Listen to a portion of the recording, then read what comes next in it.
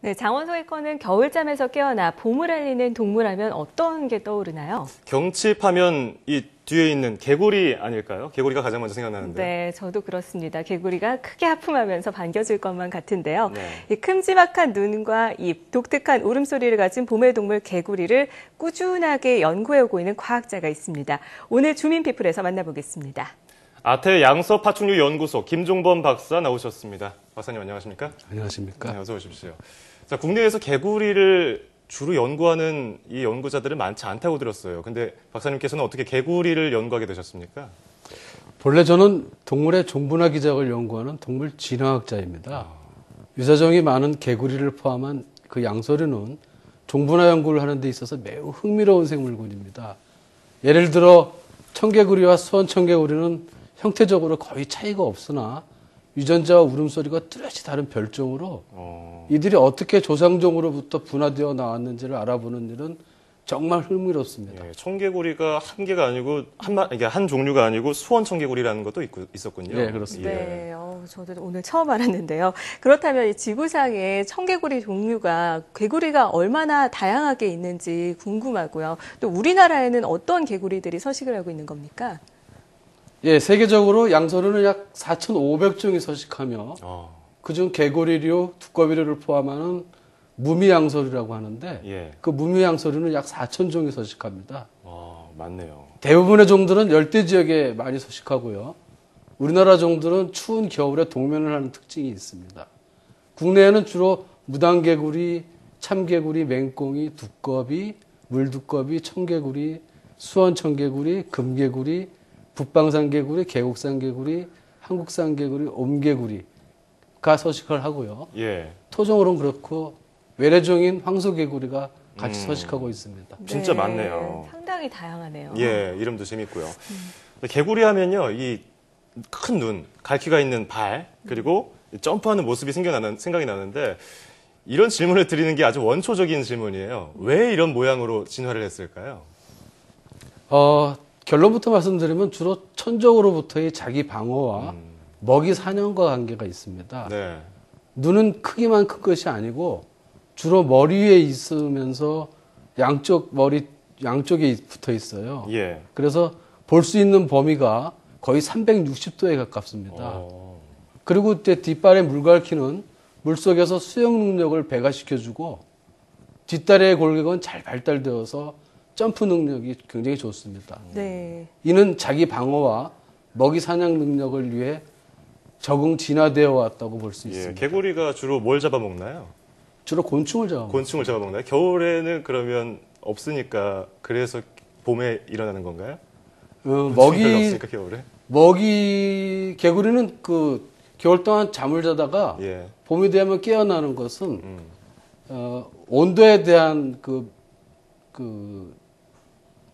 반응을 할 수 있는 그 능력이 있기 때문입니다. 신기하네요. 네네. 조그만 녀석이. 네, 그렇군요. 겨울잠을 자고 일어나서 3월쯤에 그러면 다시 활동을 시작할 수 있게 되는 건가요?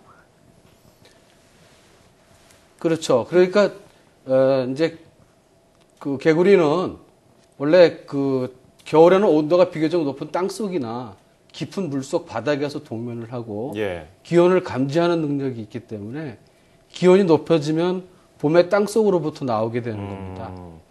연구하시면서 개구리란 개구리는 다 보셨을 것 같아요. 네네. 그렇다면 기억에 남는 개구리 그 중에서도 어떤 게 있는지 좀 궁금한데요. 저희가 특별히 기억에 남는 경우는 계곡산 개구리라고 있습니다. 계곡산 개구리? 예, 계곡산 개구리는 본래 우리나라에는 서식하지 않는 것으로 알려져 왔었는데 예. 네. 2000년대에 형태, 유전자, 생태가 북방산 개구리와는 뚜렷이 다른 계곡산 개구리가 우리나라에 서식한다는 사실을 발견하고 학회지에 보고를 했습니다. 예, 예. 그래서 그 가장 보람을 느낀 순간이었고요.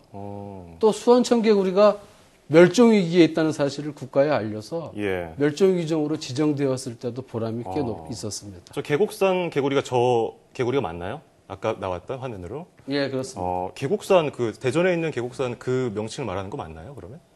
산개구리 예. 중에서 산에 그 계곡에만 서식하는 그 종류가 계곡이었군요. 있습니다. 네네. 알겠습니다. 그렇군요. 그렇다면 이 개구리를 통해서 주변 환경이 얼마나 오염됐는지도 예측할 수 있다고 하던데 어떻게 알 수 있는 겁니까? 사실입니다. 개구리는 환경 지표종입니다. 개구리는 이제 폐호흡 외에도 피부 호흡을 하기 때문에 몸으로 주변 공기나 물을 흡수하게 됩니다. 그래서 오염된 환경에서는 오염물질을 그대로 몸으로 흡수하게 되는 거죠. 예. 따라서 오염된 환경에 서식하는 개구리는 죽거나 기형으로 태어나가지고 환경 오염의 심각성을 우리에게 직접 알려주는 그런 매개체인 것입니다. 개구리뿐 아니라 다른 것도 그렇진 않을까요? 일부 동물들 중에 그런 것들이 있기는 합니다만, 그 개구리 같은 경우에 특별하게 이제 환경 지표종으로서의 의미가 크다고 생각합니다. 예. 특별히. 그러니까 어려서부터 사실 개구리 하면 이 동물 잡으러 갈 때 개구리를 가장 많이 잡지 않습니까? 올챙이도 담아오고요. 이때 조심해야 될 점 있을까요? 조심해야 됩니다. 그 앞서 얘기한 것처럼 개구리는 변온동물입니다. 예. 그렇기 때문에 우리의 체온은 개구리에게 있어서 뜨거운 물체가 될 수가 있어요. 몸 전체를 그 개구리 몸 전체를 만지게 되면은 예. 개구리로서는 결코 유쾌하지 않은 또 화상을 입을 수 있기까지 합니다. 네. 그래서 조심해야 된다고 무심코 던진 돌에 개구리 맞는 것처럼 정말 사람이 무심코 잡아는 개구리에게는 치명상을 입힐 수 있군요. 그렇죠. 사실 최근 들어서 기후변화로 인해서 개구리의 생태 시계와 계절 기온이 어긋나는 경우가 꽤 많이 있는데요. 우리에게 친근한 동물인 개구리를 오래도록 보기 위해서는 박사님 말씀처럼 개구리의 생태를 먼저 이해를 하고 환경 오염을 개선하기 위한 노력도 뒷받침돼야겠습니다. 자, 지금까지 아태 양서파충류연구소 김종범 박사와 함께 이야기 나눴습니다. 오늘 말씀 고맙습니다.